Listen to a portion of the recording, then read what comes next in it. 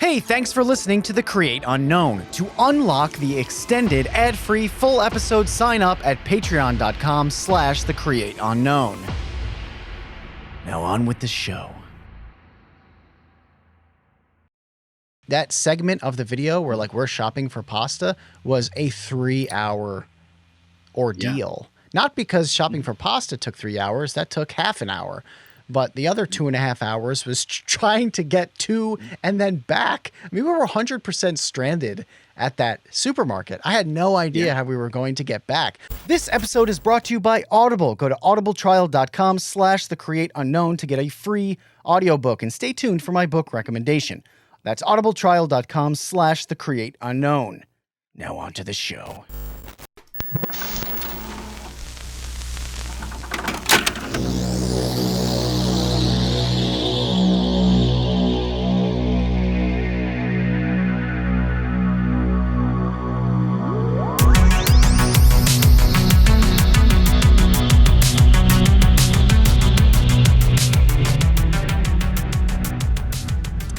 Hey, welcome to The Create Unknown. I'm your host, Kevin Lieber. With me, as always, is Matthew Tabor, but this time he is beaming in from where are you, Matt?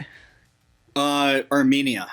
Yeah, Armenia for the World Congress of Information Technology Summit in Yerevan. So, yeah, I just got here a couple hours ago, and I'm tired. I flew from Ukraine, and it was the absolute worst flight of my life. It was like being in a hot garbage tuna can with hot air blowing on top of me, and it was like full. There had to have been more people than seats on that flight. So I feel terrible, but that's okay.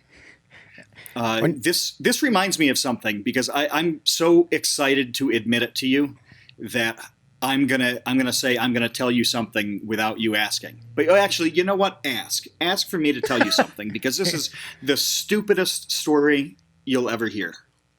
All right, here we go. Matt, tell me something. Okay, I am the worst airline passenger I've ever seen. And on one day, one day, I did something that was abysmal and abominable and unforgivable. And I totally forgot to tell you because I think I was flying to VidCon. Did I tell you about the problem with the YouTube song? Yes, you did tell me this. It was the St. Elmo's Fire theme song story. Oh, yeah, okay. Oh, I didn't realize that I told you. Well, I guess I've already told you something. Yeah. Well, you have to tell everybody now what you did, which, well, first of all, let me just say that taking your shoes off, I think, is worse than what you did. What you did was annoying, but it's not gross. It's not gross. It's just kind of irritating potentially for your neighbors on the plane. Yeah, nobody got sick by what I was doing, but it was unforgivable. Yeah, I was really tired, and I had my head down. The plane was just starting to take off, and I open up. There's no Wi-Fi on this flight, and I hadn't downloaded any audiobooks. I was done. So in YouTube, you can save videos, and for some reason, I only have two videos saved in that app. And it's our episode with Cop, which I downloaded to listen to as I was driving through a place with a lot of dead zones, so I couldn't stream anything. I'm like, I'll review this episode. So that was on there. And the other is the official music video for John Parr's St. Elmo's Fire. If you don't know this song, it's from 1984. It was on the soundtrack for the movie. And it's one of those songs that's awesome and terrible at the same time. And there are a bunch of, in my opinion, weird things that go on in this song. There are choices that they made with when to use an electric guitar and when not to, and when to have distortion. There are 15 elements to St. Elmo's Fire that I am puzzled by, okay? So I listened to it and I'm like, wow, I'm really going to go deep down this St. Elmo's Fire rabbit hole. And so I listen again. And each time I'm focusing on different things. I probably listened to the song 15 times in a row. Okay. It's a long flight from New York to LA, and I think we were stopping in Chicago or something. Like, I don't have anything to do. So I was sitting with my head down, like on the tray table, half asleep, listening to this. And then my headphones beep in a way that tells me they're not connected. And I realized that this whole time I've had my phone on max volume, blasting St. Elmo's Fire 15 times in a row. And I was so tired, I didn't even realize it wasn't coming through my headphones. It was just blasting to the plane.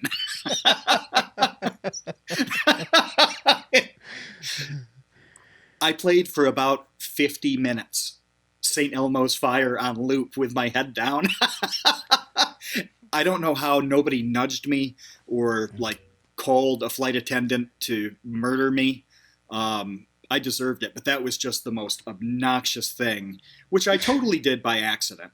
But still, the 15 people behind and to the left and in front of me had to have thought, like, this person is severely mentally ill if they have to put their head down on a plane and can only listen to St. Elmo's Fire on loop.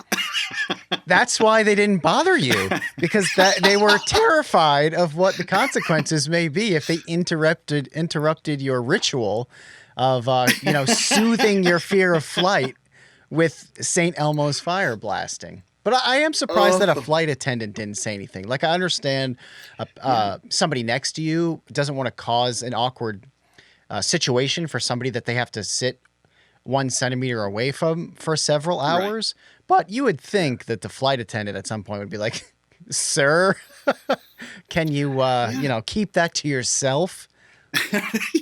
Hey, can you put your headphones in? Your headphones aren't engaged. Oh, it was early too. It was like 7:30 in the morning. So I had to get on that flight at, I think, 6 to get there at a reasonable hour. So not only was this happening, but everybody was a zombie and half asleep. Miserable, hating life to fly out of Syracuse or whatever.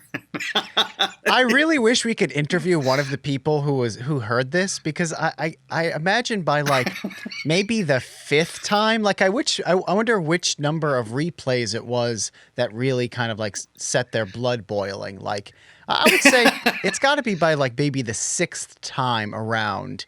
You're like, okay, yeah, somebody do something, because this needs to stop. I'm not even familiar with this song. I really want to listen to it now after we record this. Oh, it's so good. And that was my takeaway when I finally connected and landed, and I was like, oh, well, almost everybody lost today, but the one winner was John Parr, because many people, like at least a dozen people, heard his song over and over and over in the worst possible environment for an hour, and nobody revolted. There was no revolution, because St. Elmo's Fire is a good enough song that I could pull it off. If it was, I don't know any other song that was, on that same loop, are they going to tolerate it?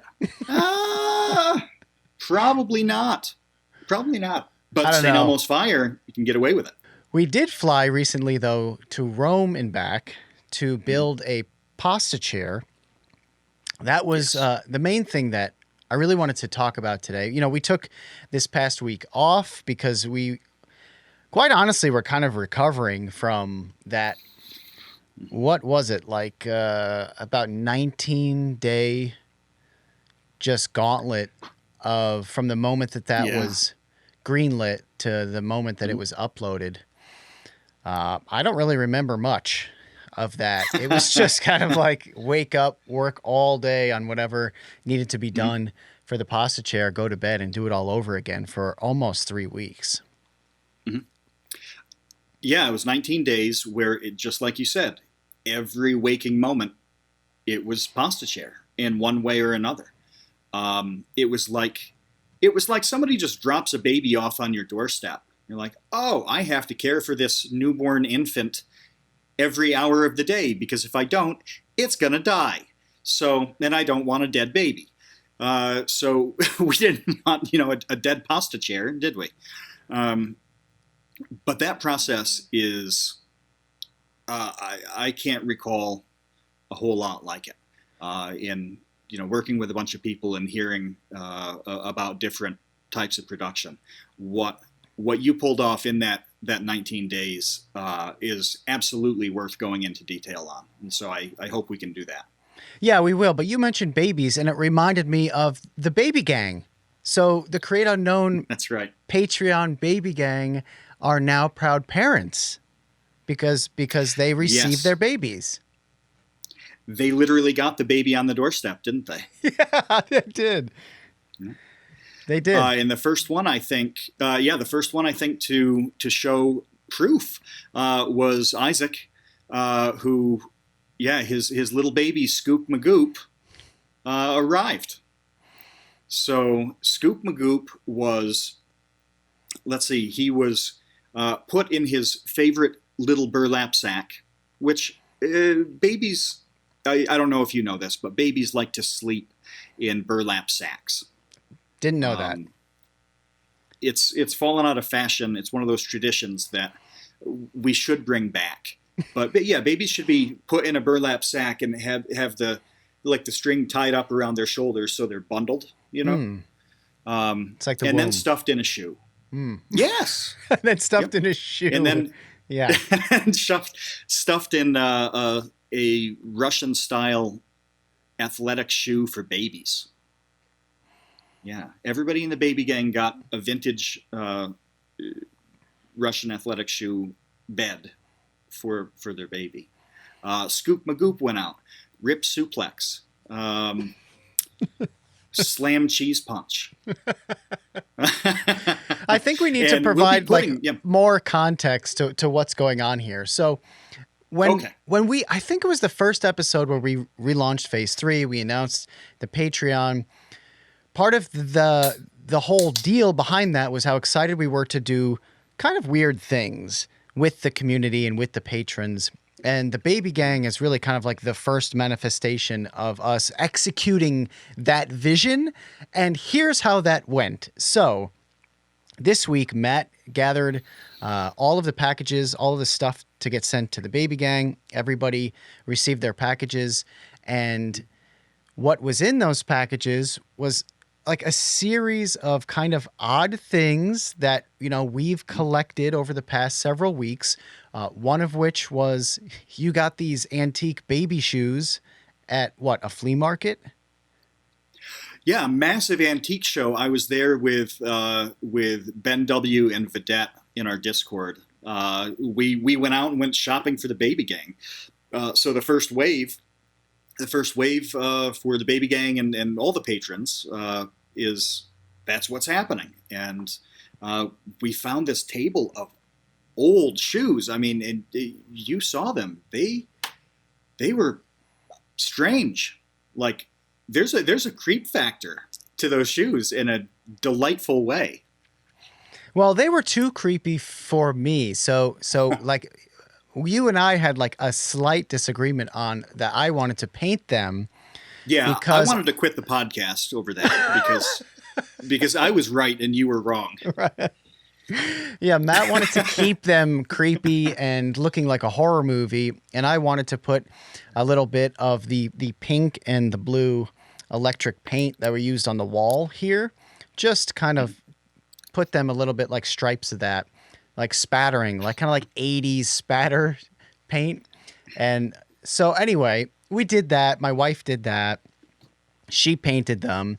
Then we have the little tiny plastic babies that then went, like you said, literally in a burlap sack. And then the burlap sack baby went into the painted shoe, the custom painted shoe. And then we also created birth certificates. We created birth certificates for every single baby and gave them their own name and their date of birth and everything like that. So I'm sure that if you go into the Discord, we'll be sharing some of that in there. And also maybe we could put just some images up here too, so people can see what the Baby Gangs, our new foster parents, received in the mail. Yeah. And some people they're going to have a tougher time than others because every baby comes with an origin story. I mean, you can't just throw a baby at somebody with no knowledge of what that baby has been through. For example, a pair of babies, we found them in Rome at the Colosseum. There's a little, very small pit in one of the sub rooms deep down in, and we found these babies fighting in that pit, like modern day infant gladiator. And so we had to rescue them, and that's the kind of thing that these foster parents need to know about. So we included an origin story for each baby so they can understand the challenges that face them, why babies behave the way they do. Some have had anything on the range of trauma to celebration that has made them who they are today. Everybody should have their babies by the time this comes out, except for possibly James. He's in Australia, and it takes 78 years to send a package to that remote planet that happens to be floating somewhere on Earth. But yeah, even that wasn't so bad. But the post office gives us bizarre range. So like, what do you mean? On the international priority mail, it said something like 1 to 4 weeks. I'm like, oh, okay. That's it's a like, big Kevin, difference. I'm going to meet you. Yeah, I'll meet you for lunch. You be there, okay? You do your part. Bring enough money for lunch and sit down and be there, which is the equivalent of me sending this package. And I'll be there anytime between 1 p.m. and 8:30. It's like the cable company. They're going to come, anyway between 8 a.m. and 5 p.m. You're like, oh, okay. Well, I guess I'm not doing anything today. But yeah, the all of that is to say, the first wave of Baby Gang stuff is out. We're really excited about it. If you want to join the Baby Gang, you have to go to patreon.com/thecreateunknown, and you too can be a TCU foster parent. But let's get into spaghetti. I have with me right here spaghetti. A foam disc filled with rods of spaghetti that really started this idea. So I saw an image of this just on like Google Images. And if you've watched the pasta chair video, in it, I say like, what if I'm the book? Because in this, like, the point of this DIY engineering project is to show that, you can hold like a hardcover book with just this spaghetti. I literally thought, what if I'm the book? When I saw that, I thought, how much spaghetti or how much pasta would we need and how would it need to be constructed for me to sit on it and have it hold me? And, well, 3 weeks later, we found out in Rome. Yeah. I do want to point out that you held up the most famous base.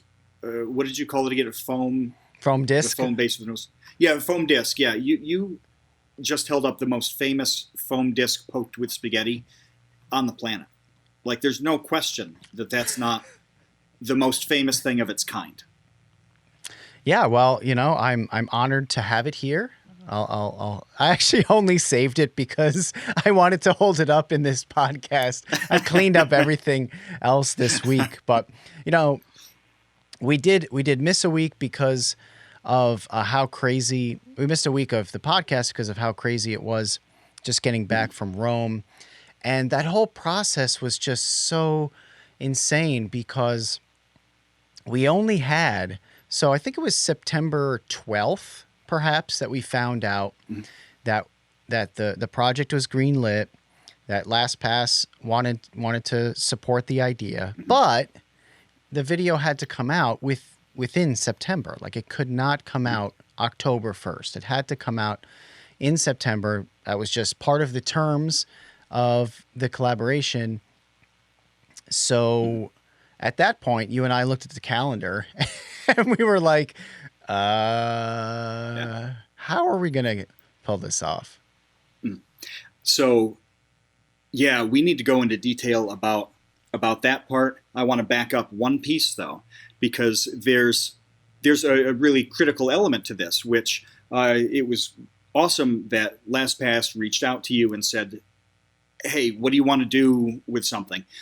Originally, you had a completely different idea, and that's a big part of why this turned out the way it did in terms of the timeline, because um, it just took a while to go through that idea, and by the time everybody was comfortable with it, that idea couldn't be executed because it was seasonal in a way, and the season had passed. Is that right? Yeah. So initially, this goes all the way back to July. LastPass. I've done several videos with LastPass. I really like working with them because I really like LastPass. And I actually do use it, and I find that it makes my life easier. You know, I've gotten criticism from people being like, "Oh, you know, you can explain what a paradox is, but you can't remember your password." And it's like, well, look, I literally use a different password for every single login that I have. And I have a lot Yeah. of logins, and some of them I haven't logged in to these accounts in several years. So I forget what the passwords are. And some websites having different rules about what passwords can even be. That is the one that really annoys me to absolutely no end. That like some websites, like I think like AT&T is like this, or at least it used to be, where they're like, you can't do this and you can't do that, but you can do this, but you can't do that. And it's like, oh my gosh, like talk about limiting your ability to have a secure account. But anyway, so I actually do use LastPass, and I do like promoting it and working with them. So they asked, you know, what would be like a big idea for you? Like, you know, we've done kind of standard integrations on Vsauce 2. What would it be like to do something like if we can help you make a video that you could not make by yourself, what would it be? And the initial idea was, yeah, it was something that had to do. I don't want to give it away exactly because it might be Right. used in the future, but it was completely contingent on the summer. Mhm. And the way these things play out is it takes a while to get approval on things. It's just kind of like the Yeah. nature of anything. And by the time the idea was approved, it was almost the fall, and Mhm. it just wasn't going to work. So then we kind of had to start from square one with a new idea. I had just recently seen the spaghetti foam thing and wanted to make a spaghetti chair, pitched that, and then by the time that went through its series of approvals and got greenlit, we had, you know, 3 weeks, less than 3 weeks to do Yeah. the video, It was to less. do it. Yeah, it was less It than was three less. weeks. And you glossed over a couple parts that I think people need to know. One of them being when that idea came through, it was like thumbs up. You're ready to roll on idea number one. Um, when that had to be rethought, it was same day. It was like, okay, what's idea number two that you can give us in a detailed way by the end of business day today? So it's not like there was even time. I mean, I remember you called me and you were like, "So there's good news and bad news," like, but it was literally hours. And in terms of making that video, it's like, what's going to be a compelling thing? What can actually be done with like a reasonable chance of success? If so, who's going to shoot it? How can who can we reach out to make the video more interesting? I mean, all of those things you have to have a pretty good sense of before you do the pitch, because there's no sense in pitching something that you can't pull off.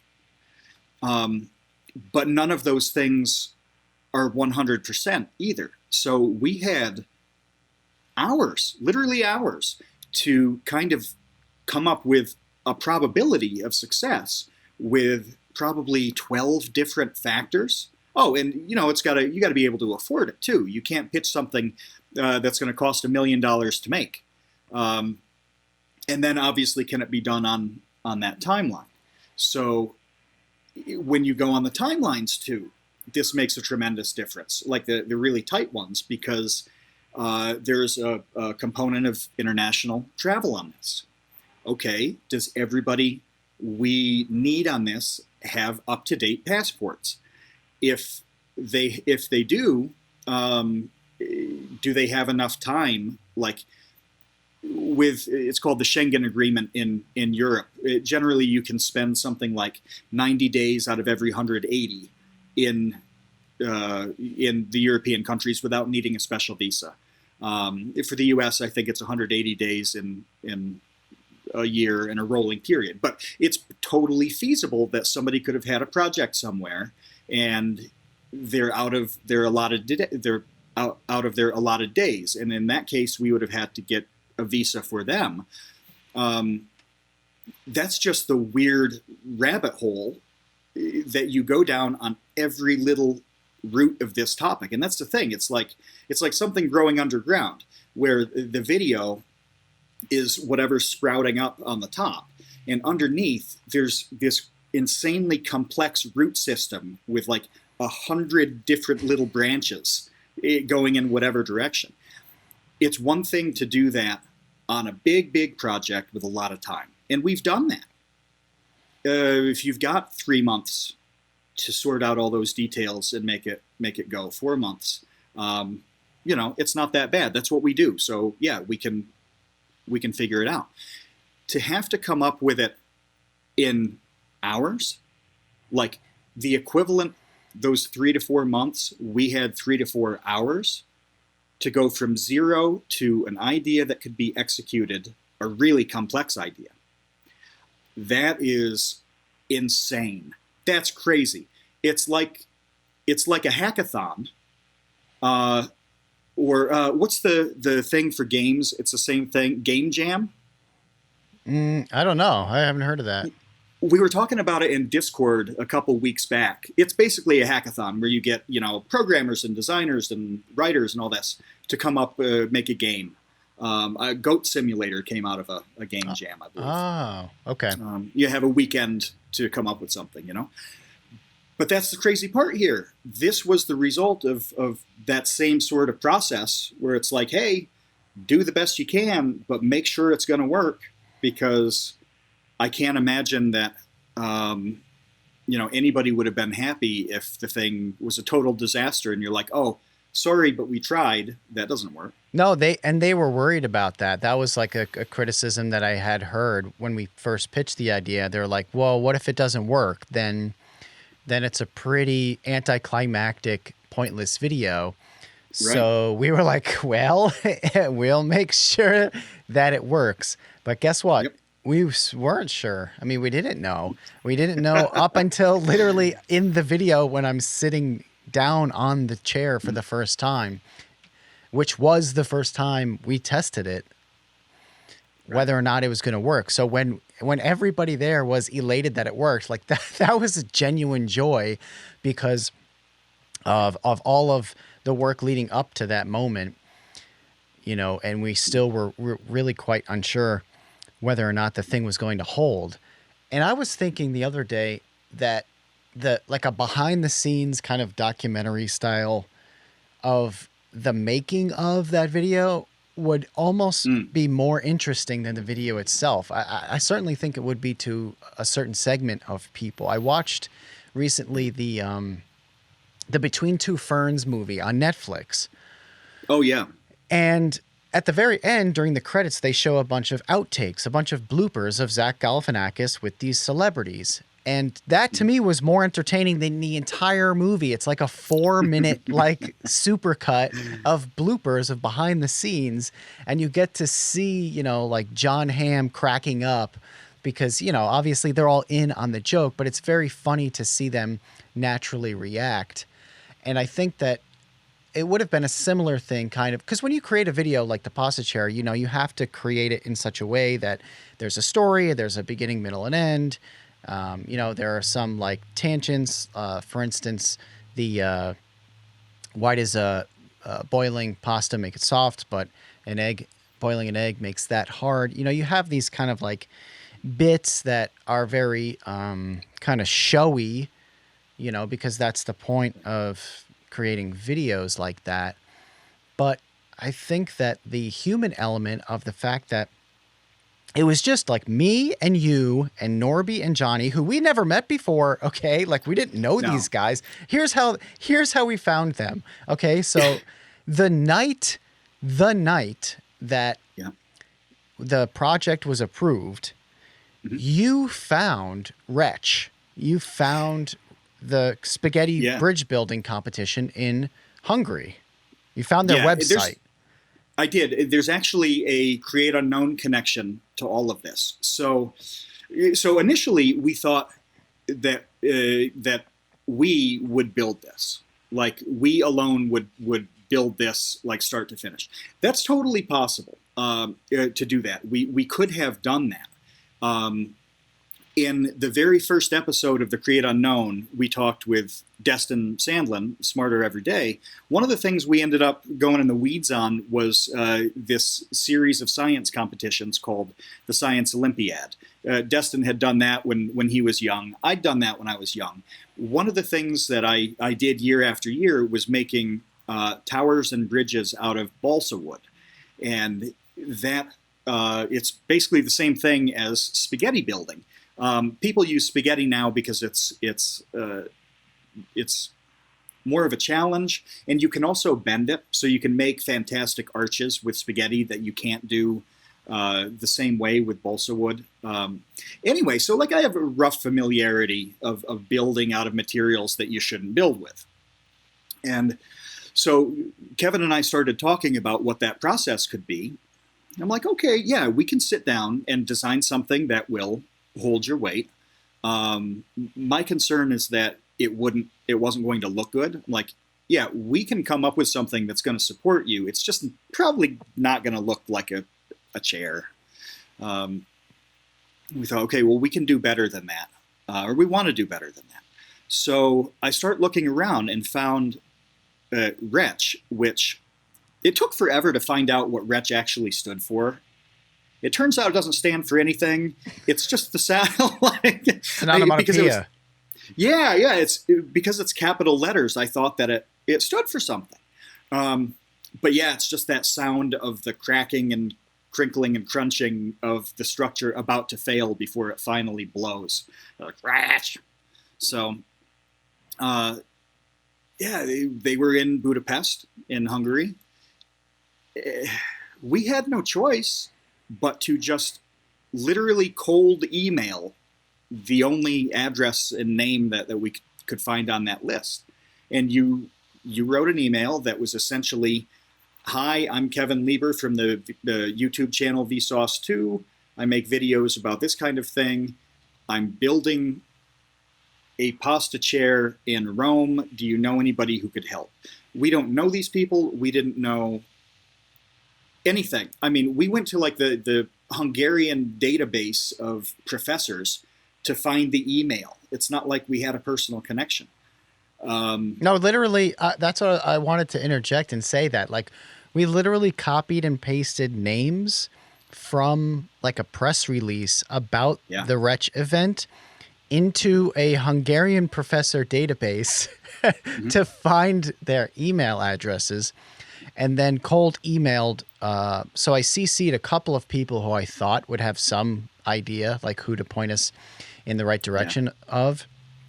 And one of them did. One of them was like, I don't have anything to do with this, actually. But the other guy did. The other guy contacted Norby. Norby asked his partner at Wretch, and he couldn't do it. Yeah, so, Roland had to say no. Yeah. So Norby's actual building partner couldn't do it. So then, Norby asked Johnny, and Johnny could do it. And then it was just about like, I mean, I can't imagine how weird it was for them to even think like, is this real? Like these Americans want to fly us from Budapest to Rome to build a chair out of pasta? Like, is this really happening? This seems really sketchy. It does. And I know that I'm going to bounce around here a little bit, which I'm sure it's hard to follow if you're listening. But imagine us living this. Part of the confusion in us talking about it is reflecting what it was actually like to juggle like 17 chainsaws that are all high rev, you know? But so we sent that email, and the reason we sent it when we did is because on September 10th, we get the thumbs up on this.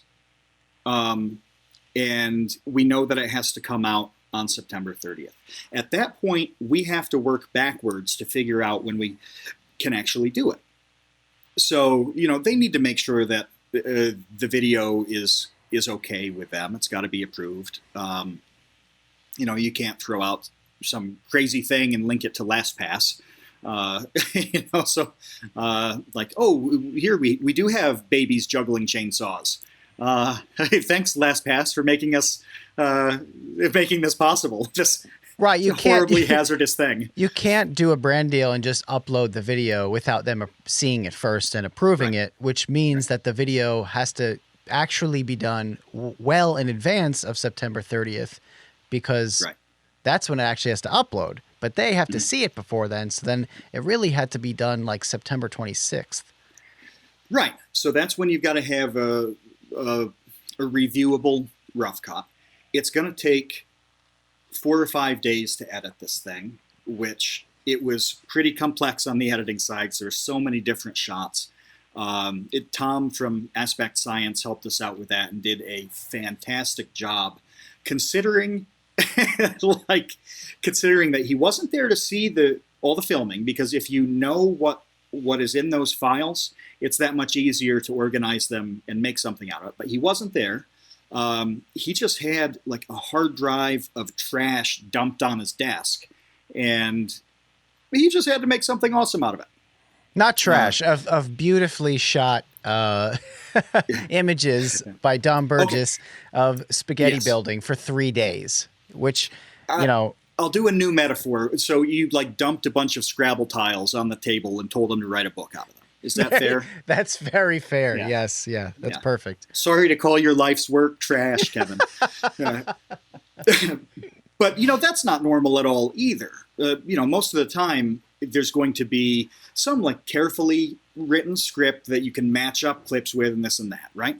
So release on 30th, we need the time for the rough cut, take it to the 26th or so. Then we back up to give Tom enough time to make something good and for you to make the changes that you need to make, the edits, the revisions. So then we're looking at like the 21st. So it's the 10th. That means we have to have all of these files done and shippable into Tom by the 21st, which means we probably have to shoot starting the 16th or 17th. And this is where it gets really dicey, because the 10th is the green light, and then we have to start shooting on the 17th and be finished by the 21st so that all of the other stuff in the post-production, whatever, can come out. That gave us 7 days to figure it all out. And that night we got the green light, we threw a Hail Mary like prayer of an email to a university in Budapest that we have no connection to. We don't know anything about it. We didn't even know how to address the guys properly who we were emailing, to say to them, can anybody come fly to Rome 7 days from now? It can't be later than that, and it couldn't be sooner because we couldn't do it sooner on our side. We had this extremely tight window that could only, that's the only opportunity that we had. So not only did we pull this contact out of nowhere, but we sent them something highly, highly specific that literally was, are you free next Thursday to fly from Budapest to Rome for 3 days of pasta building? Trust us, we're real. Trust us that we'll actually pay for your travel and accommodations. You have to tell us immediately, because if we don't hear from you in the next 8 seconds, we have to start working on plans B, C, D, E, and F, which, as we're waiting for a reply, that's what we're doing. Like, what if they can't do it? What if they say no? What if they never reply at all? If that happens, how long do we wait before we work out another solution? Uh, we got so lucky that we woke up the next morning, um, and there was an email from Yeah. Norby. There's an email um, in English. I wasn't even like totally convinced whether or not, like, I don't know how well, they know English to begin with. I mean, I know that you said, well, that, in the universities, they pretty much usually do know English well enough to, like, get yeah, by. academics. The Academics know. academics are, it's a necessity. Hmm. But some people just don't bother with an unsolicited email. That is, I'm stumbling on it because there's no way to describe it. There's just no equivalent. It's it's not even like junk mail, like a letter that you'd get that you really didn't expect. There's just no equivalent. But they got it. They sent it to Norby, who runs the Wretch program. He's a student, like the top student of Wretch administration. And he got back to us like, yeah, we're free. We'd love to do it. Yeah. So that was a big hurdle, right? All of a sudden, we had some really cool people to build with. But we had no place to build. We had no idea where we were going to do this. So by the way, when we sent the email, that's when we decided Rome, because in our pitch we said Italy. Well, Italy's a big place. Is it Milan? Is it Florence? Is it Sicily? Is it Rome? We didn't even know that. So the first thing we had to do was decide where in Italy this was going to be. So when Kevin says that we didn't have a place to film it, we literally hadn't even had the city down for more than like half an hour. No. So then it did become a scramble of, okay, I've never been to Italy. You've never been to Italy. We don't know anybody in Italy. I barely know anybody that has been to Italy personally, at least well enough to like contact him out of the blue and say like, hey, can you help me out here? I swear to you, there was a small clump of cheese on my chair just now, and I'm kind of horrified by that because I don't have any cheese in here. I haven't eaten any cheese in here. I haven't had any cheese today. I don't think I've ever had cheese in this room. So somehow on my person, cheese hitched a ride. And I guess I sat in cheese and then it came off on this chair. You just never know when your body might be covered in cheese.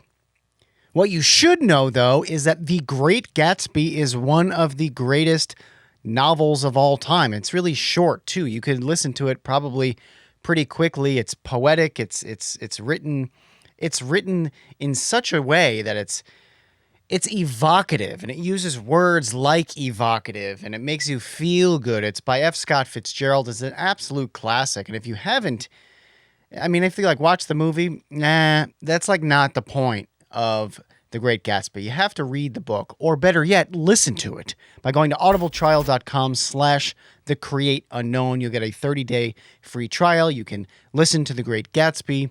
You'll support this show. And honestly, it is one of my favorite books of all time. Definitely top 3, I think. And if you haven't, taken the opportunity to check out The Great Gatsby, you should. It's not a long book. Like I said, it won't take up like a ton of time. And I think it's life enriching. Kind of like secret pants cheese.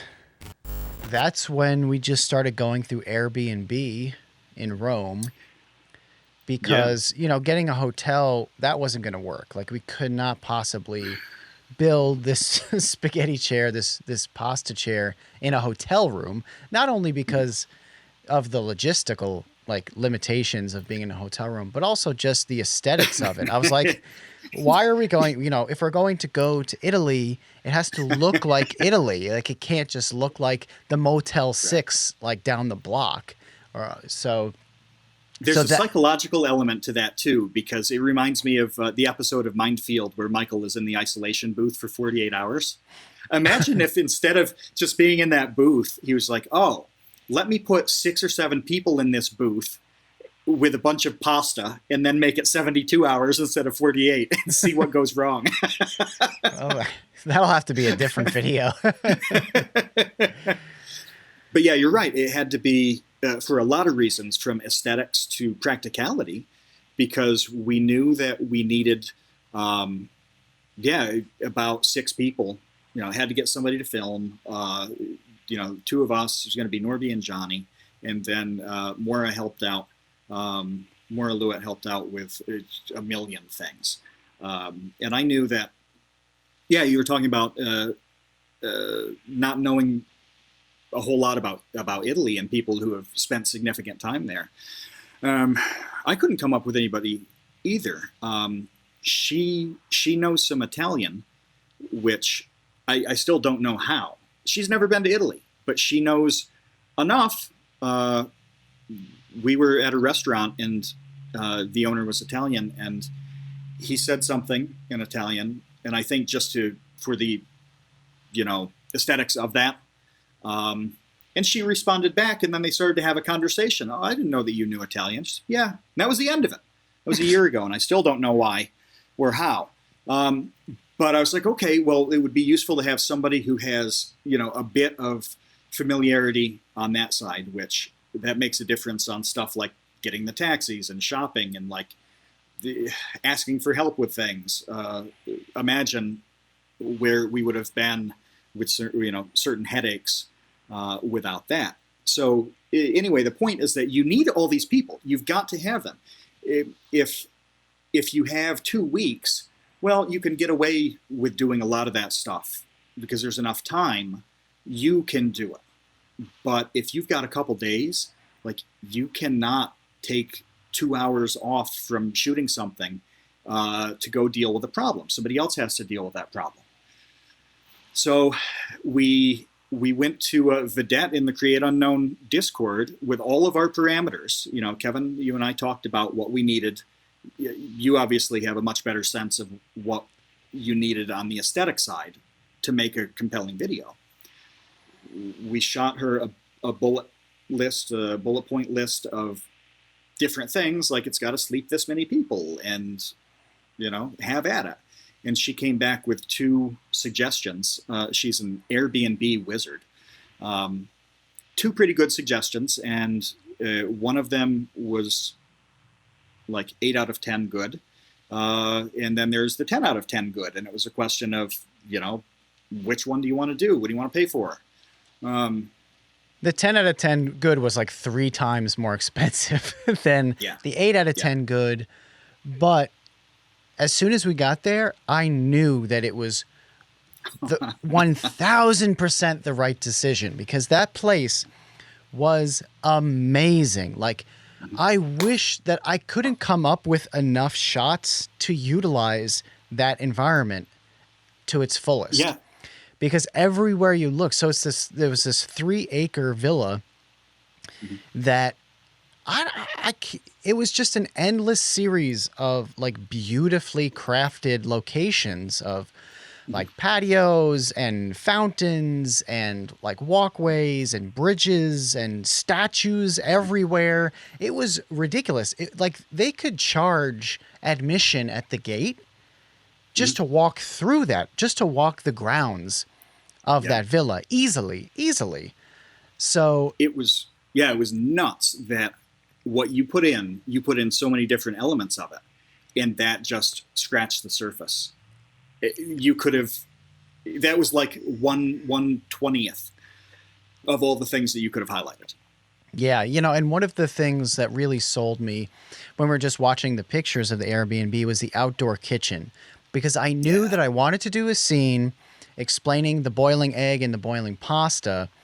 And to do that scene, I don't care like what kind of kitchen you have. It could be the nicest indoor kitchen in the world. It does not hold a candle visually to an outdoor kitchen. And that place had that outdoor kitchen. That's where we shot that scene. And that was actually kind of like the tipping point for why I decided it on that one, just because of the outdoor kitchen. But then once we got there and walked around, I was like, oh my gosh, like this place is a dream. And I couldn't have been happier with that decision and with that place. It was amazing. It was absolutely perfect. It was absolutely perfect, and it was budget conscious too, which is always a factor. I mean, look, you can always get exactly what you need, wherever it is, anywhere in the world. Like, I absolutely know this from going to different places. You can always get exactly what you want or exactly what you need. The question is, can you pay the price that it's going to take, or are you willing to pay to get that thing? So getting something easy, being comfortable with what it's going to cost you, is not easy. This was absolutely reasonable and awesome. We were talking after the whole shoot what the equivalent would have cost to shoot in the U.S., and it was 3 times. It wasn't that the estimate, about 3 times more? Oh, easily. Easily. Probably, yeah, I would even say probably 5 times more in the U.S. Okay. Definitely. And the other thing I wanted to say is that I knew that it was going to be quiet. That was the other thing I was super concerned with, is that for any of you that make videos, you will understand that the audio is a lot more important than the video, because I don't care what the video looks like. If it sounds terrible, it's useless. So like if you're shooting in some location where there's like a jackhammer in the background and people yelling, like that's a useless video. And I was super worried when we were first figuring out where we were going to shoot this video, like how in the world are we going to find a place that's going to be quiet? And this place, the only noise were from the birds, were from like the parakeets. Yeah, you can hear them in some of the shots, but that adds to the environment and the ambiance instead of detracting from it, like construction or cars honking or something like that would in any other like metropolitan shooting location. Mm-hmm. So at this point we know the release date. We know the rough schedule to get there. We have cooperation from, well, we hope that these 2 Hungarian students are going to come to Rome. We've decided that it's going to be Rome. We have a place to do it that we're pretty happy with. I mean, we didn't know the true majesty of this place until we got on the premises. But even beforehand, like we saw the photos, we look at it and know that it's something that we can work with. Then we have to get somebody to actually shoot this, right? So the video has to be shot in video. Yeah. There are cameras involved. Yeah. And that was its own process. It was very much like with Johnny and Norby, where you reach out to very busy people. Anybody who's got the talent to do this, in a way that you're going to want. They're busy. They have stuff to do. They're really good at what they do, and they can't necessarily drop everything to go do something weird on like 5 days' notice. So, we had to go down a little bit of a list just in terms of the easiest people that we knew to contact.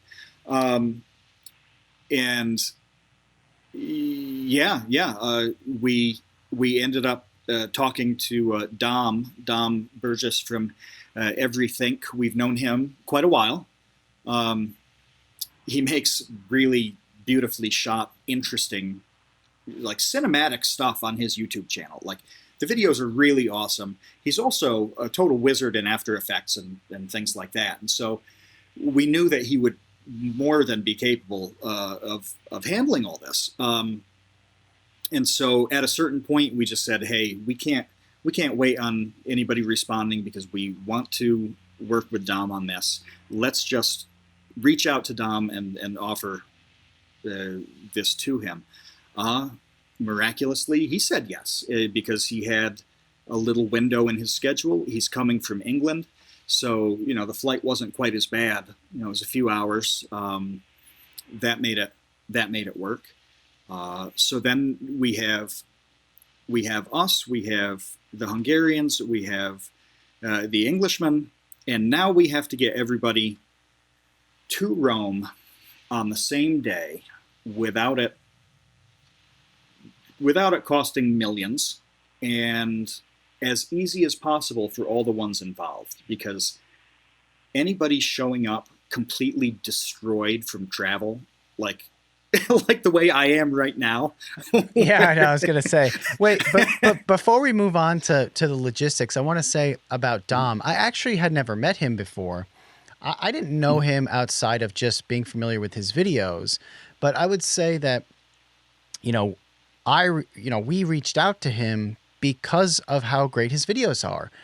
And if you just make stuff, I mean, this goes back to kind of my whole mantra with all creative projects. Like, if you just make stuff, you are constantly getting better at it, and you just put it out there, eventually somebody is going to notice, and you're going to get opportunities. And I think this was a perfect example of that, where, again, as random as the Norby Johnny email must have been, slightly less random must have been like, hey, Dom, do you want to come shoot a Vsauce 2 video in Rome? In 5 days? That's pretty random as well. And he got the nod for that because he does great work. And I've seen it, and I could trust that, because, we looked into potentially hiring random camera people in Italy. But because it would be simple and easy to grab somebody who works in Rome, who all their gear is right in Rome. We could have done that really easily. Yeah, could have done that, but I had concerns with that. I was like, I don't know if there will be a language barrier. I don't know if just kind of how hardworking the person is going to be, because quite honestly, this is going to be 15-hour days, and. But I know YouTubers will do that. You know what I mean? Right. I know that YouTubers understand what it's like to make a YouTube video. I knew that Dom was familiar with Vsauce 2, so I wouldn't have to catch him up to speed really on what we were doing. He would already be familiar with the vibe and the tone. So it just checked off a lot of boxes that made me feel a lot more comfortable saying, hey, I know that this is going to go well. I don't have to worry about the video looking nice. I don't have to worry about getting along with this person. And I don't have to worry about just kind of another thing to be stressed out about for this process. I know Dom will take care of this, and he'll be awesome. Moving on to the next thing. I'm glad that you pointed out this process when it comes to Dom, because you're right that it's so many things that we've talked about in episodes happened here with Dom. Okay, so he made good stuff and put it out there, so we knew what he was capable of. Like you said, you were comfortable that it was going to be shot nicely, whatever. I'd say a year ago, I Skyped with him a couple times. We talked about some stuff. He was easy to talk to. He was polite and funny and just a cool guy to talk to. So when we started thinking about this project, I knew for a fact that he was going to be easy to work with and easy to communicate with. This is really basic stuff. But that's the thing. You make something be easy to talk to, work with, then there's a good chance that you're going to come up in the future in some positive way. And it takes a long time. It's a grind on that stuff. But it's basically make things and be a cool person that somebody's going to feel good about. And you saying that you could trust that it was going to get done in a certain way. Also his familiarity. That really matters. Dom's channel focuses on science things. Okay, so it would obviously make sense for him to be familiar with other science channels. But that was a huge selling point here, that he, from back in the day, knew Vsauce 2 stuff, that he'd made the effort to be familiar with the things in his own sphere. So we knew that he was going to have a good sense of how you were going to go about it. We knew that he knew the overall like science YouTube, arena. All of these things made it so that when this weird project came up, we felt good about reaching out to him.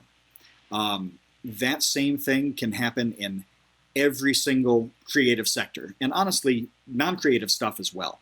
It's do things, communicate with people, and be decent, and take an interest in what they do.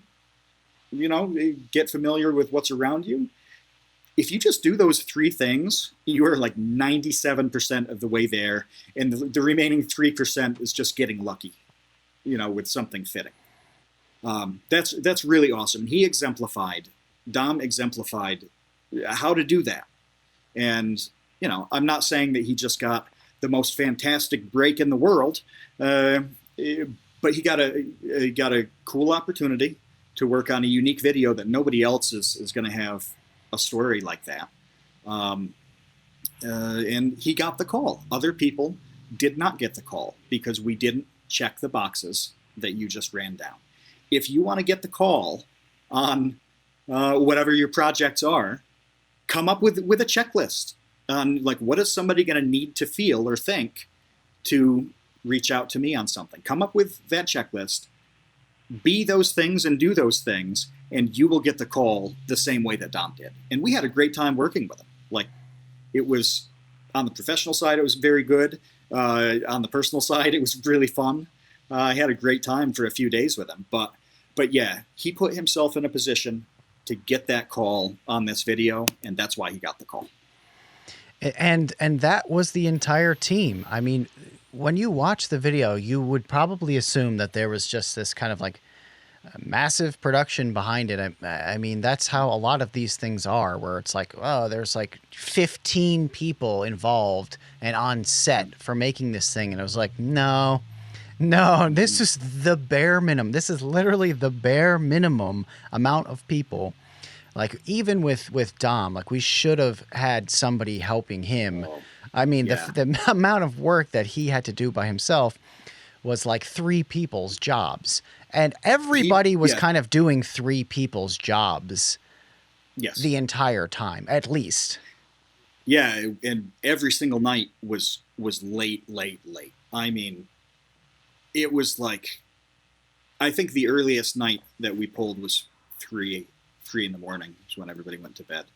And Dom had the longest schedule of everybody because he was just running around making sure this thing was being filmed and this was being recorded and this time lapse was time lapsing. He's got like 58 GoPros spread around this campus. There's probably like 3 there that we left, like weird little like HD landmines somewhere. But yeah, you're right that everybody should have had a backup.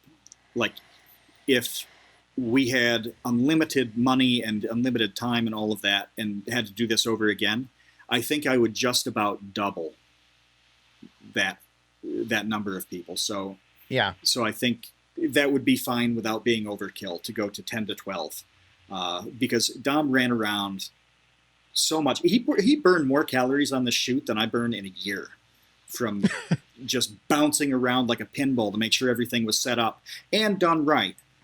Because, what good is the setup if, the result isn't going to happen? So that was pretty exceptional. So that gets us to, the logistics stuff. And that's crazy. Because again, cost is an issue. And when we're trying to get everybody to a foreign country, 5-6 days notice. At that point, it was like 5 days. I think we were leaving on a Wednesday, and we were booking flights on Sunday. Okay. dear audience, you may not know this, but booking a massive international trip 3 or 4 days away from that trip is not the optimal time for availability or pricing. No, especially when there's like literally one direct flight out of Newark to Rome. So you don't have a lot of options. Yeah, and that was a consideration too. Do we like on the U.S. side, so Kevin, Maura, and I, do we need to fly from the same place? Do we have to be on the same flight? Or can we go from Boston? Can Maura and I go from Boston if we need to? So you weigh these different things, like the convenience factor, what happens if somebody's flight gets delayed, just all of this stuff. And even as far as New York City goes, are you going to go JFK? Are you going to go Newark? What are the travel logistics to get there and parking and this and that? So it was actually fairly straightforward and easy for Norby and Johnny and Dom, because it's the equivalent of just flying a few states away. There were some cheap flights that were direct and convenient. So they were really easy. We were tough because we also wanted to get there quite a bit earlier, so that Dom, Norby, and Johnny were flying in like to a situation that we knew all about. Yeah. So we had to get there at a very specific time on a very specific day, out of a very specific place to a specific place. But we made that work. We found flights that actually worked and got those together, and then we cross our fingers on things like baggage. So if there's any equipment and your bag gets lost and we're on that kind of deadline, we're in a really bad spot. That's why I didn't check anything.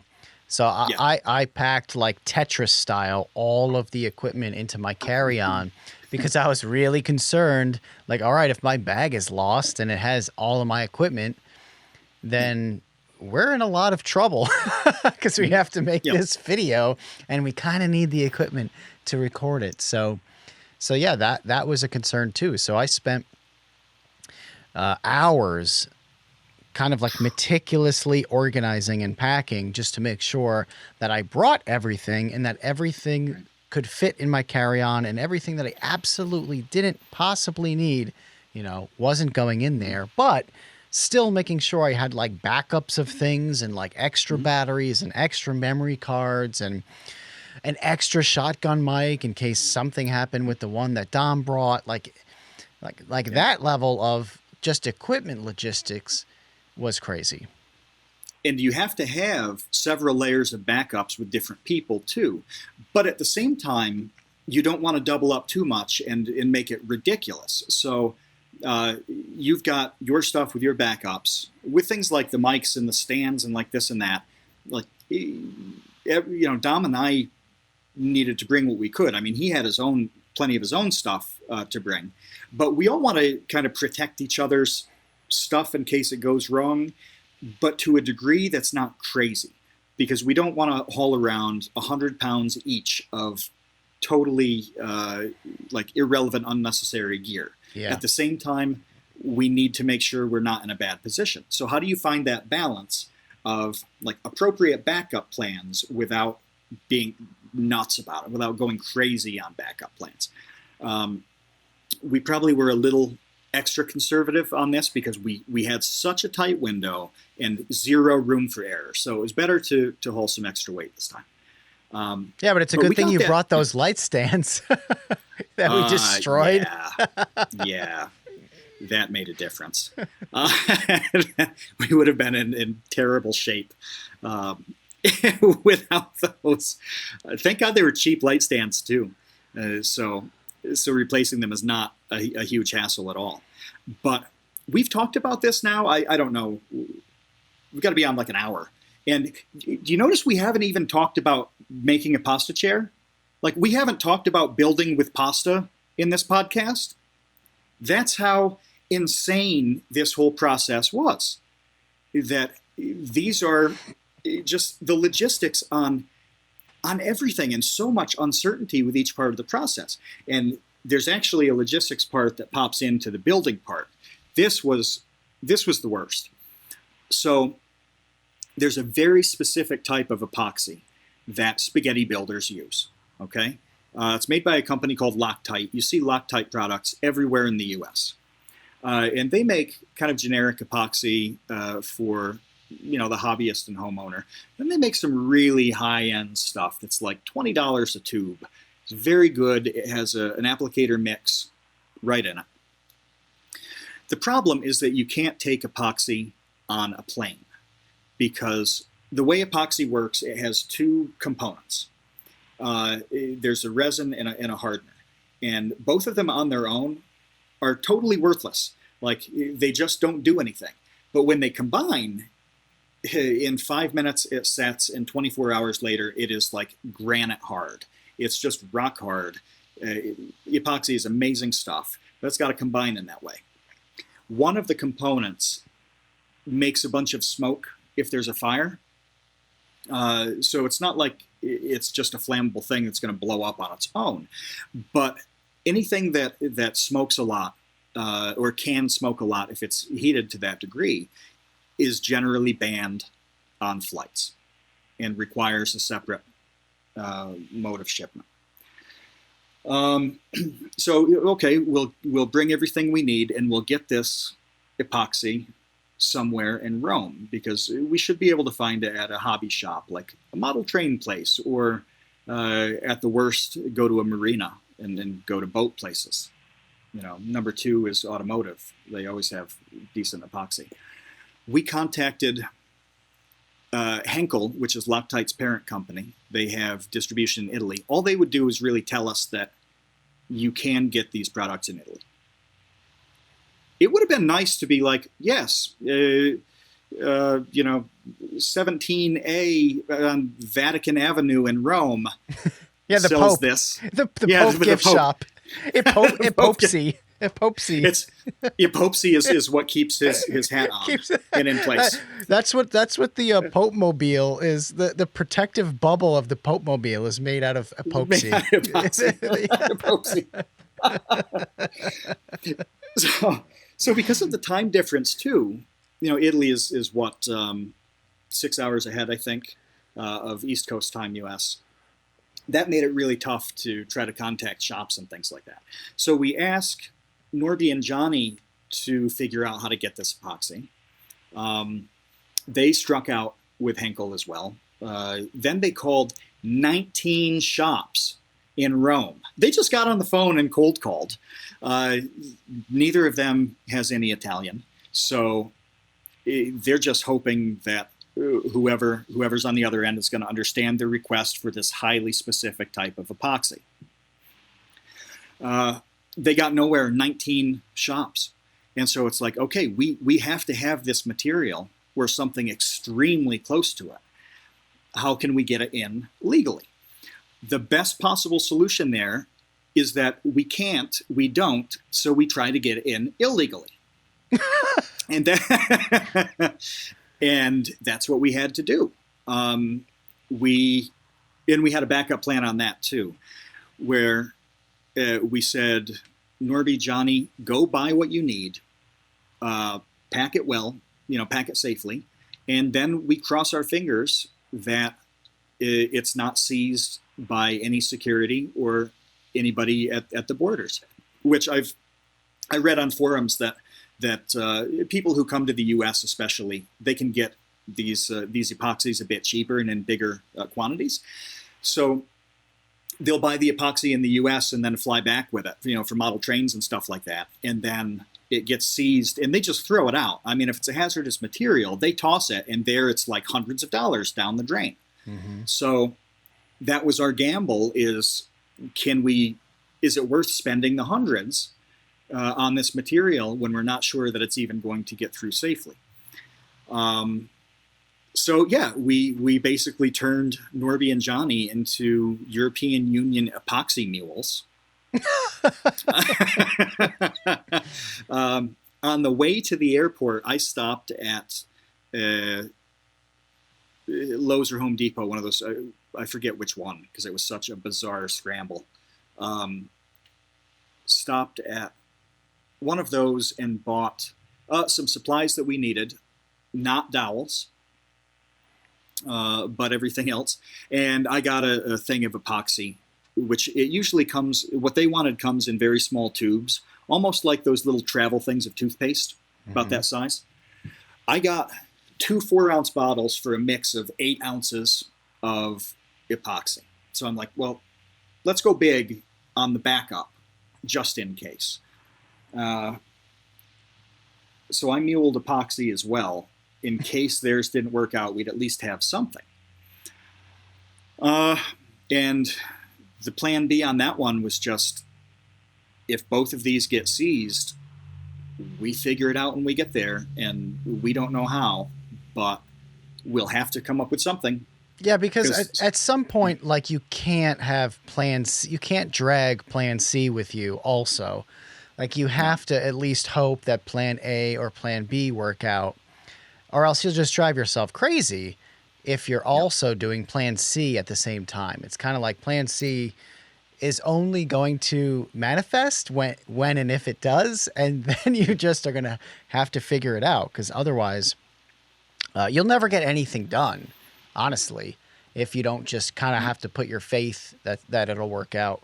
Your first 2 plans will work out at some point. At a certain point, too, you just cannot expend the time or the mental energy on that element.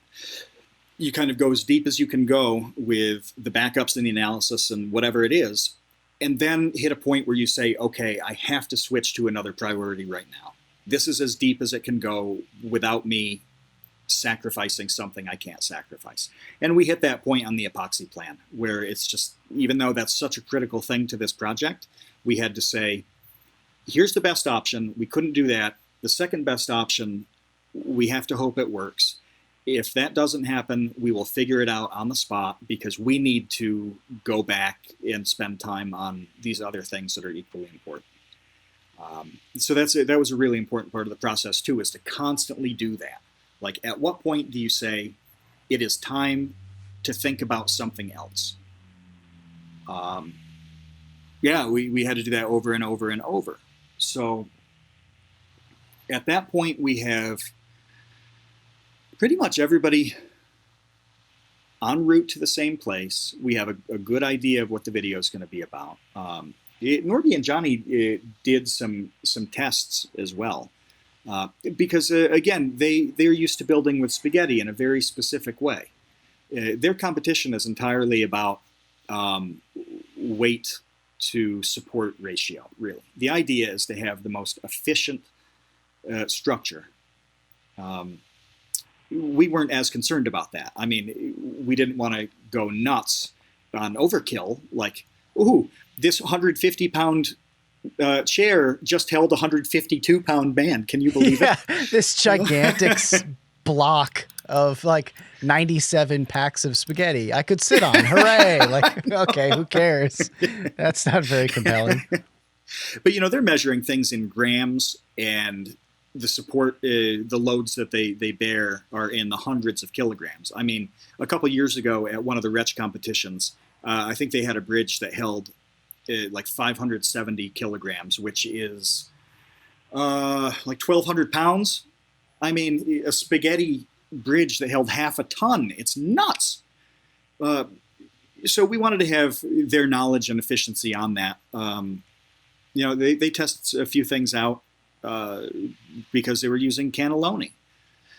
It's just a completely different material. And because of the nature of like the cannelloni actual, I'm going to say it, Kevin, I'm going to say it. You're going to lose every subscriber on every channel you've ever made. What? And this is going to get demonetized. What are you going to say? I'm going to call it a noodle. Oh gosh. So yeah, the noodle like joins in a certain way, and so super glue is not going to work because it's so thin, it's so watery. Is epoxy going to work in the same way with cannelloni as it does with spaghetti, which has like a lot of easy surface area contact? So they played around with those details before flying. And then it was just a matter of, did everybody actually get on the plane they were supposed to get onto? Like, well, that's not as easy as it sounds. No, at this point, we're just hoping that all 9,000 things that we planned, all work. And then we had to figure out where to get all the pasta. And then that turned out to be a problem. But that was a big problem. The thing ended up being that, like, the problem with the pasta, if you watch the video, you know, you'll know that they only had cannelloni with egg in it, which is more brittle than if it was just pure durum wheat. And the guys were pretty worried, like genuinely worried, that this egg pasta was just going to crumple. But the good thing about that is, since we were documenting that process, it just kind of became part of the video. And that was something that was really interesting and exciting to me, is that I have never made a video like this one before. I've never made a video that really had any sort of like documentary element to it, where we were just kind of doing a thing. And if problems happened, well, that's part of the video all of a sudden. You know, before... The previous like 600 videos I've made, if there was a tremendous problem, I cut the camera and I fix the problem, and I don't start rolling the camera again until it's correct. With this, it's like the camera is rolling, problems are happening, and that's just all part of the process. And that was an element of the video that I ended up loving. Like, I thought it was really fun for me, because like I said, I haven't done a video like that before. And the kind of running into brick walls and figuring out how to get around them is interesting. And that's kind of, you know, when we started this conversation, I was saying that like the documentary of us just making this video would be almost more interesting, because it was like 10 million brick walls along the way up until the video was live. And you only got to see like 3 of them in the video. Right. Yeah. And I mean, it is so much more than 3. And the way the brick walls go down, it's really crazy. So for example, a building surface, you know, where this chair could actually be built. We didn't know where that was going to be until we got there. There's kind of a big dining room table. On the inside, we'd seen photos of that, and we thought, well, that's definitely going to work because it's big and flat. Turned out we built outside. And then we're thinking, well, is humidity a problem? Is that going to weaken the pasta over a couple days? Now, we don't know. There's no good way to measure that. So with the table that was outside, it had like slats, the construction on the top, like a lot of outdoor furniture. So in case it gets rained on, you know, the water's going to just not pool on the top of the thing. That's awesome, but is that conducive to building with little pieces of pasta that can fall through the slats? Then, number 2, we're working with epoxy. That is not coming off furniture if we have stray epoxy droplets and stuff. And we don't want to get dinged for a deposit on that kind of place. It would not be a $100 penalty.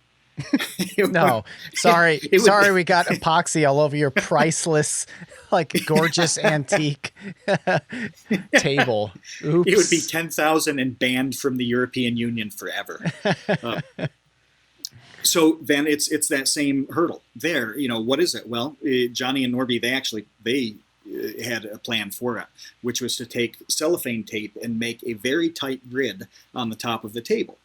So number 1, that mitigated those slats, so nothing was falling through. And number 2, no epoxy was going to get where it shouldn't be. And actually, number 3, which was amazing, cleanup. They just like pulled the corner and yanked this huge grid. It was like a drop cloth when you're painting. Mm-hmm. You know, so cleanup for them took 2 seconds. It was awesome. So they clearly, you know, done this before. But that's one of those little hurdles where it's like, okay, this is not a throwaway table. We can just scrape it down when we're done. things like the dowel situation, and I thought that we had that covered because we talked on WhatsApp about it, and they wanted dowels that were about a meter long. Well, nobody had a suitcase long enough for that. I had the closest, and I could go maybe 26 inches or something. So I thought, okay, well, it's just a dowel. We'll get it at a hardware store when we're there. And then that didn't happen the way the timing worked, and they apparently thought that I had brought the dowels. Each of them thought the other one had brought the dowels somehow. I mean, and so we had to figure out what to do. It's not hard to find something of that size that's exactly the right size. It can't be too thick for the pasta, and it can't be too thin either. So I forget what time of night it was. It was like 2 a.m. Oh, it was well after midnight because they didn't start building that night until after midnight. And right. Yeah, a dowel is such a specific thing, Mm-hmm. like that shape. It's like if you don't have that, what are you going to use to replace it? A broom handle? I don't think so. That would be way too thick. And I don't know how it popped into your head to break apart your light stands, but that ended up being like a miraculous thing to use because they were perfect. Oh, and so to make that even stranger, so those, the telescoping stand of any kind, the legs pop out, but they don't separate. We had to cut these legs somehow. Well, they're aluminum and thick aluminum. The stands, they weren't super expensive, but they are sturdy. I've had them a long, long time. So it's not the kind of thing that you can snap. You can't just break it over your leg and deform the thing because that destroys the purpose of the dowel that you need. You need something straight and round and perfect. So I made a really big mistake, actually. I grabbed the wrong bag with a Dremel handheld rotary tool. I brought that just in case because I thought maybe they would need precision sanding on something. And that has some sanding discs and sanding drums in it that might be useful. So my bag of accessories, I took the wrong one. And I actually took the one that has chainsaw sharpening. I use it to sharpen the teeth on my chainsaw. And it also has metal cutting discs in it. So I took that accidentally, so they had nothing to sand with. And then all of a sudden, the only possible solution to this tremendous problem is metal that needs to be cut. And I happened to screw up in such a way that I brought rotary metal cutters from New York. You can't script that. I mean, it was just a confluence of weird things that worked out. No, and that's not something we could have put in the video, but it is. No. But again, it's so interesting how weird that was, where you brought extra light stands. The legs of those light stands were perfect dowels. Absolutely perfect. And you accidentally brought the wrong... Well, first of all, you brought a Dremel, which was kind of like a crazy level of planning to even bring a Dremel. And then you accidentally brought the wrong accessories that just so happened to be the perfect accessories for cutting the legs off your light stand at like 2 o'clock in the morning so that they could actually build these legs, which without them... I don't know what we would have done. They couldn't have built that night. They couldn't have done the legs. And at best, we would have had to woken up at the crack of dawn, found a hardware store that sold dowels, and then they start building the legs like the next day. That would have been pretty rough. That would have been rough for so many reasons. I mean, I was thinking about what we could have done. It's possible that we could have cannibalized curtain rods from some room, but those are usually kind of a D shape, especially the nice ones, like the really cheap ones that you can buy tend to be. Dude, there were no curtains, round. There were no curtains. There were no curtains. There were no curtains in this entire villa. In the villa. And getting to and from places was nightmarish in terms of taxis. It was so the private villa, it's gated. It was reasonably far out from places where taxis. It's two gates. It was like double gated. You had to open a gate to get into like the area, and then another gate to get into the villa. And for whatever reason, Uber didn't want to go there. Taxis didn't want to go there. It took us, I think, 3 hours just to get that pasta. That night, like that segment of the video where like we're shopping for pasta was a 3-hour ordeal. Not because shopping for pasta took 3 hours, that took half an hour. But the other 2.5 hours was trying to get to and then back. I mean, we were 100% stranded at that supermarket. I had no idea how we were going to get back. Like Ubers weren't coming, the taxis weren't coming. And then you and Maura showed up in a taxi, and we got in your taxi and convinced this guy who spoke not a single syllable of English to drive us back to the villa with all the pasta. When we rolled up and saw you guys, you were just sitting on benches outside of a store eating pizza. Literally. And looking homeless and like you had nowhere to go. It's like, well, boys, where are we going to sleep tonight? Which underpass are we going to cozy up in? Right. It was pretty grim. And so Maura asked the guy if he would just take you back to where he'd just picked us up and take that fare. And he said yes. So, yeah, had we not shown up, like you guys wouldn't have gotten back until midnight. It was just the strangest location for what we needed. And you couldn't walk to this. You couldn't walk. I was going to say, you can't walk. There's literally no sidewalks. Mm-hmm. And the roads are so narrow, there's no shoulder. So it's like, okay, I could try to walk, or I could like live the rest of my life, my natural life, because I don't want to get murdered by a Fiat. It's all extremely narrow, very windy. Lanes are kind of just suggestions. So the prospect of somebody whipping around a blind curve straight into you is actually really, really high. Really high. So the crazy thing about this taking 3 hours is that it was a mile away. Like anywhere else, the worst case scenario is like everybody takes a 20-minute walk down the sidewalk. Yeah. And like take in the sights. No. So a little over a mile away, and the route it would have taken, there was a way to do it, but it was like you walked over 3 miles to get to this place in such a roundabout, strange way. So, and it was uphill, at least on the way back. So yeah, to get there would have been like 2.5 hours of walking aimlessly in a place you don't know at night, in a very dangerous setting. With like 30 boxes of pasta. Yeah. It's ridiculous. So we had to just deal with that one, and the whole time we're losing time. They got started so late because they had to. That's just the way it played out, and that sucked for them. It was really terrible. Yeah. The other thing I really wanted to say, I don't want to forget, is that we had this whole plan to give the pasta chair away in Rome. Like we were going to spend a full day, like all travel to like the heart of Rome, like the tourist district of Rome, where everybody's walking around, the Colosseum is there and everything, with this pasta chair, and do like a whole scene where we're walking around Rome with all these people and this ridiculous pasta chair. And then, talking to people about it, maybe getting them to sit in it. Like that would have been really fun. There was literally no time.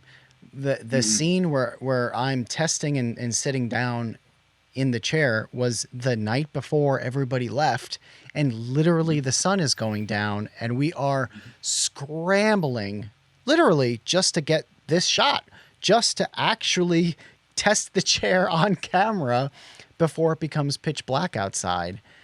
And there were even like a bunch of comments I saw where they're like, why didn't anybody else sit on it? Like, why didn't Norby and Johnny get to sit on it? And I'm like, I wish that they could. That would have been great. I would have loved to have done a whole bunch of more stuff with the chair, but literally the only thing that was left to do that we had time to do is just like anything like mildly interesting or compelling or entertaining with it, which was just, well, let's just go in the pool with it because we're time's up. We have have no time. That shout out part at the end, that segment where I'm like thanking people, like notice that it's pitch black out because I literally got out of the pool, put a towel on, did that segment, and we had to move lights just to get some light on my face because it was dark. It was about 5 minutes from pool to filming that segment, and it goes from nice sundown kind of scene to dark and weird. Yeah, and that was literally 5 minutes. That's how close. It came through to getting everything just done before the sun went down. And that reminds me of another part that this kind of didn't occur to us because there's nothing that we could do about it. But when we're talking about how tight the window is and all these things that need to go right, we had amazing sun every single day. Oh, right. I don't even know what would have happened if we'd had rain and bad weather. Like, it's over. Like, we're shooting inside at that point, and as Dom pointed out, I talked to him about it after. He said, well, shooting inside is fine, and there were a lot of really nice locations, a lot of cool rooms in this villa, so that would have been awesome. But we didn't have the lighting set up to make that look great. No. We just did not have those things. So we did all of this literally like just plain hoping that the weather would cooperate on the days that we needed. The whole thing hinged on it not raining and being crappy outside. But then the night that we finished, like the skies like opened and like the craziest storm ever dropped on Rome, and it literally woke me up because it was shaking the villa. The lightning was so close, and it was just as if, like the heavens were holding until it is so ridiculous. But genuinely, I thought that. I was like, I'm so thankful that the weather held until the final night. It finally broke and it rained like crazy. But yeah, up until then, it was gorgeous weather for all 3 days. That made it, that made fewer hurdles. It just was one more category of stuff that very easily could have been extremely hard to deal with. Catastrophic. Catastrophic, absolutely catastrophic, because then it even comes down to this, like, what if it's raining when you want to test the chair? Like, there's no swimming pool scene in the rain. No. Like, it's not playing out that same way. We have to come up with something else. Just even like overcast, terrible stuff in terms of lighting, shooting outside as opposed to having good natural light like that. That made things a little bit easier for Dom to have the sun to work with. I hope at this point, anybody who's made it this far has a sense of how many elements there are to a YouTube video like this. It's the kind of thing where a production company for a TV show, they're going to have 1 million people, like you said, all running around with highly specific duties. There's going to be somebody to operate the boom mic all day long. And that will be their only job, is to make sure that the boom mic is on and pointed to where it needs to be pointed all day long. Mm-hmm. We had a crew of 6. Six beating hearts. That's you being considered crew as well. Norby and Johnny being considered crew. Yeah, which they're really not. They were talent. And, so... And also, somebody just to like dump all the footage and like label it properly so that when it gets sent to Tom, he knows what the files are that he's looking at. And he's not just seeing, 300 files that just say P147 2020 09 and having like no idea what it is. But it was crazy. The thing is, I would love to do it again. That's the one thing. I hope that anyone who has made it this far doesn't get the sense that, like, oh man, these guys are complaining. I thought it was awesome. Oh, no. It was awesome. And I would love to make more videos like this. with more time. You know, like the time crunch element of it was not awesome.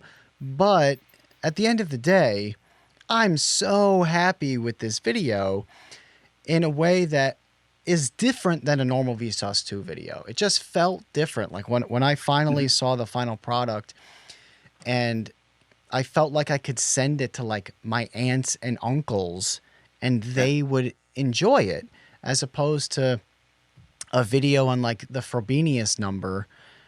Like, I don't think, you know, that my Aunt Jane is going to be like super into that. Do I think that my Aunt Jane loved the pasta chair video? I know that she did, because, you know, like she commented that they watched it. I got so many comments from people who I never hear about watching my videos that loved that one. There's just a different approachability. There's just a different level of approachability in that style of content, while also still being rigorously informative. I mean, I had never seen anybody, I couldn't find anybody explaining why, like what happens when you boil an egg. I looked. There was like one paper on it. There's like no visuals. And the same thing with the pasta. Like I found this amazing thesis, this PhD, like doctorate thesis on pasta science and pasta chemistry. But there was nothing about visualizing or like giving some sort of analogy of what's going on, like what we did in the video, you know, and Scott Frank was key to helping with that. But you know, there's still that stuff too, and I love the blend of those two things. I love the blend of like a video that my extended family can enjoy, but also has kind of like the chops, like the academic chops to, I don't know, teach you something and you learn something you never knew that you wanted to know. Yeah. Yep. I think you described the whole project extremely well just now, that it's such a good blend of entertainment and information. Okay. And so when you're talking about, like your aunt saying this, if you think about how you would present one of the other videos to somebody versus this one, it's I'm trying to think, you'd have to go to somebody and say like, hey, do you have an interest in game theory? Or like, right, are you into probability? With this, you can just say, hey, want to see something cool? Like, it's a much easier sell. Yeah. Just to getting normal people interested, you know? That's really awesome. I do want to lodge an objection, though. Okay. I want to split with you slightly when we talk about doing this again. I like the time constraints. What I don't want is the time constraints on like arranging travel and scheduling.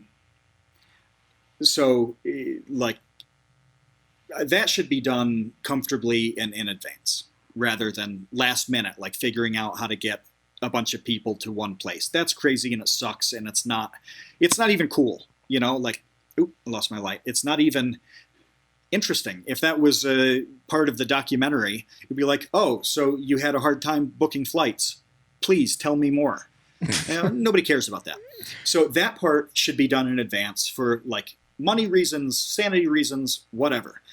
But the actual build kind of thing, or even figuring out where to get some help, where to get some additional, you know, the Norbies and the Johnnies of the next project, even that kind of thing, I loved how compressed it was, because it was like, we're starting here, we need to do a thing by this deadline. How are we going to do it? But like, that's part of the intrigue. I love the way it turned out because of that. So I almost wouldn't want to know going in that we had Norby and Johnny for this video. Like, part of the challenge to me. Yeah, but if they said no, then we wouldn't have had a video. I just think like the logistics. It would have been a different video. The logistics part of it has to have more of an incubation period, The production element of it, I agree with you, because it has that hackathon feel where it does, you do have to give yourself constraints in order for intrigue to like naturally develop. I agree with you on that. Absolutely. That's part of the fun. And that's part of what was fun about it. Yeah. But the logistic stuff is not making it into the video. It's not fun. No. And, organizing like taxis and flights, like at the last minute, that doesn't translate to making a video any better. That just translates to like hacking years off of my life. Right. Yeah. So nobody's watching the unedited version of the video, like the director's cut, and calling up their friend and just being like, "Dude, I just watched this video where they had to wait an additional 2 hours for a taxi." Like, right. Nobody's making that phone call because it's not cool. It sucks. It's dumb. It's stressful, and it blows. So nothing fun is there. Nothing cool is there. So the other stuff, though, it would be really interesting to find out where to draw that line between prearranged, like decent scheduling and all of that stuff, and leaving room for that spontaneity, leaving the possibility for things to go wrong. That's part of the process, and that's kind of awesome to have things go wrong and figure out how to deal with them. Those hurdles, that's cool. I mean, I'm sure it's not cool if there's something like wholly insurmountable, which it's totally plausible that. So I don't think anybody saw this on the video, but the build table had this massive awning above it. It was held up by I don't know how many posts. It was a weird shape though, and that kept some shade underneath, and so the pine needles and stuff collected on that instead of dropping on the table. I was so irrationally afraid that one of the winches or poles or something with that awning set up would go wrong, and the tent would essentially fall down on the table, which normally is not a big deal. Who cares? You put it back up. But it would obliterate that pasta chair. And I was terrified that it's like a breeze or a gust of wind or something would come, or the rope would fail. And what do we do if the thing gets mashed into bits like a day before? There's literally no time, because epoxy takes 24 hours to cure. Even like half strength, it's not going to be done in time. That totally could have happened. That would have been the worst video too. After all that, to be like, and then this tent fell on it and broke it at the end. Yeah. Like, I don't that even wouldn't know have been what entertaining at all for anyone. I think it would have. The video wouldn't have come out. No, it just wouldn't have. Just would have been over. Yeah. So there's that blend too of wanting to deal with challenges, but not life-ruining challenges. Yeah. Yeah, not project-ruining challenges, but right. This is all to say, hopefully we can do more of these. There are definitely some more ideas that we're going to develop to do more of these. I don't know that it'll happen tomorrow or, the next day, but hopefully in the future we're able to do that. I hope that this was helpful to people to understand kind of what it's like to get a call that, somebody wants you to make this thing, and it's like, all right, how do we do this now, and also just understand that as stressful as it was, I think it was totally worth it. Sometimes you need that stress in your life to kind of get you to do things that maybe, you wouldn't have done otherwise. And I wouldn't have done this video without this opportunity, from Last Pass. So I'm thankful to them for that. We got to get to the other side of our wormhole. We got to talk more Baby Gang stuff. We got to talk about the stuff we're doing for all of our patrons, because it's not just the Baby Gang. Everybody who is a patron of the Create Unknown, you will be hearing from us. Yeah. Right? Yep. So let's... Yeah.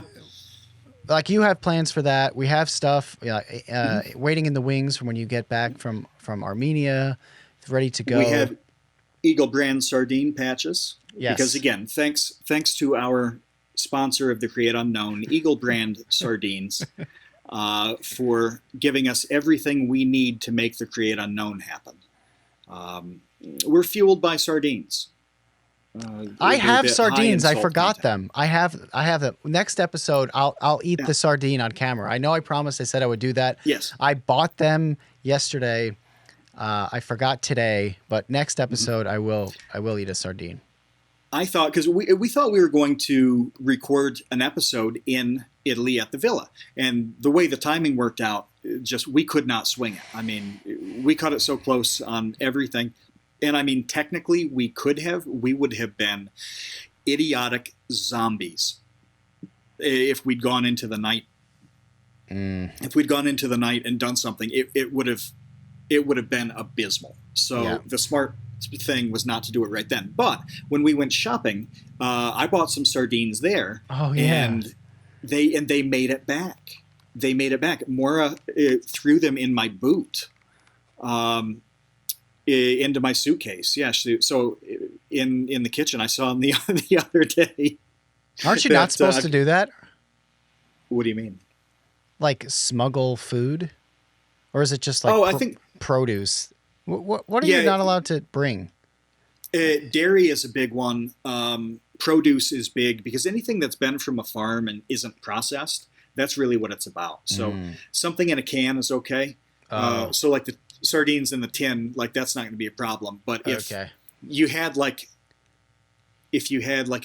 a bag of salted cod that was just in your backpack, as I do, as you sometimes do.